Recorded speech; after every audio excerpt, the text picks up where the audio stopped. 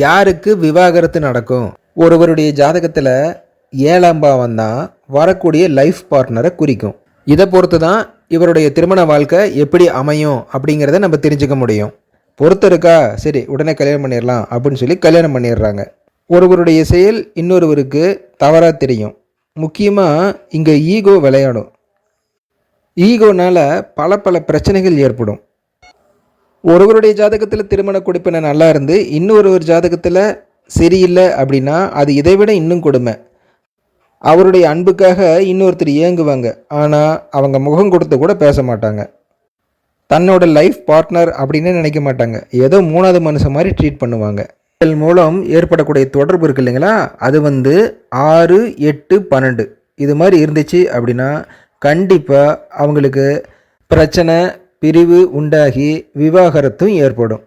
சரி, நம்ம வீட்டில் இருக்கிற பையனுக்கோ பொண்ணுக்கோ இந்த மாதிரியான ஒரு அமைப்பு ஏற்பட்டிருக்குது, ஜாதகத்தில் இந்த மாதிரி அமைப்பு இருக்குது அப்படின்னா என்ன பண்ணலாம்?